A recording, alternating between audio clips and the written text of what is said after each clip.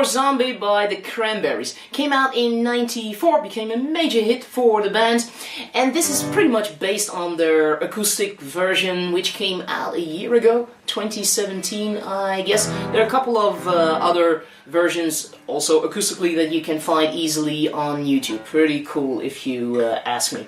So, what are we going to talk about? Well, definitely the chords. Only 4 there, and the strumming. The progression is the same all the way through. Those 4 chords in the same order, just keep it going. We could be done like right here, because it is simply going from E minor, big old E minor, to a C, major 7, leaving the 2nd string open, that gives you the major 7, to G6, leaving the top string open, that gives you the 6, to some sort of a D chord with an F sharp in the bass. There, that's your F sharp on the bottom, and all other strings are open.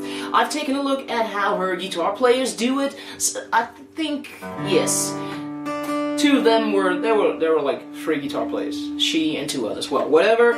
Also fretting the D here, the 3rd fret of the 2nd string. She just left all the other strings open, just going for the F sharp in the bass, and that was really it.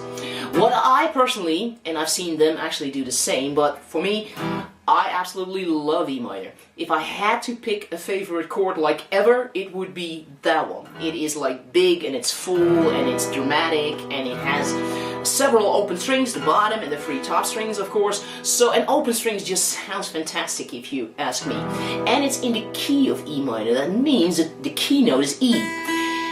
It is usable for all those chords. You can leave the 3 top strings for all 4 chords like open, and it sounds really great. And that's why G is a G6 and C was a C major 7, and well, that's why the chords have a little bit of different names than just G's. Well, that's all. Okay, and from there I thought, let's also talk about a few different ways of playing those chords. I saw her guitar players doing the same, like playing E minor like here, or like here. So this one, obviously, so I'm now on the 5th and 7th frets of the 5th and 4th strings. Gorgeous sounding one if you ask me. Or for here, now I have an A minor shape. I could bar it, have a high B there. I could take off the bar and leave the top string open. I can take off my middle finger, leave the 2nd string open. I can take off my little finger and leave the 3rd string open. This is all still E minor.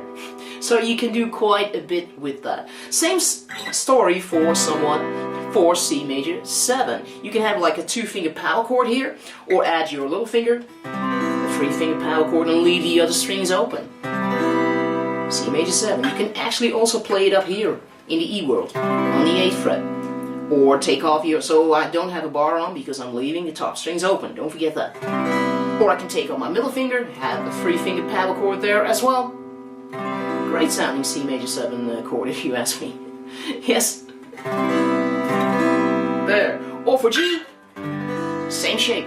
Or without your middle finger. Or without your little finger. So again, a 3-finger or a 2-finger power chord there, leaving all the other strings open. And now you can actually also strum them. That's really great about it. The only thing that I would keep the same is a D. Like I said, it is a little bit of a spooky D chord. There's like a 9 in there, an 11, a 13, pretty much everything is in there except for the 7 or the flattest 7.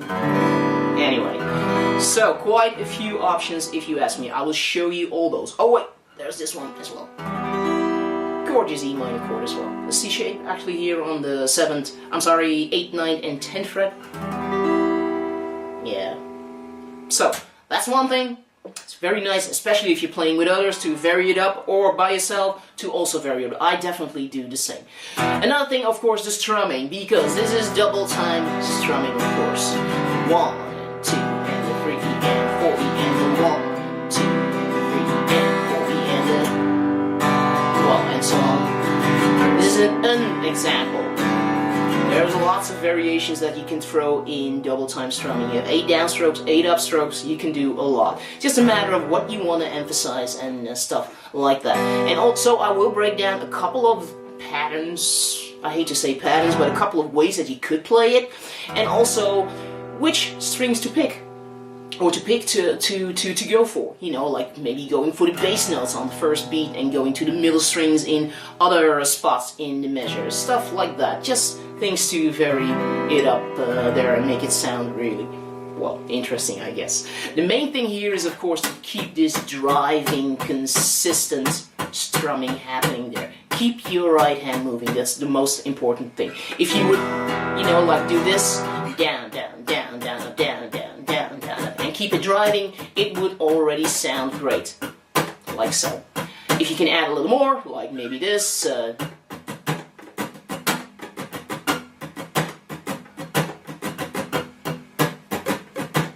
something, then that would be great. I break it down so you can play along and try to do so yourself.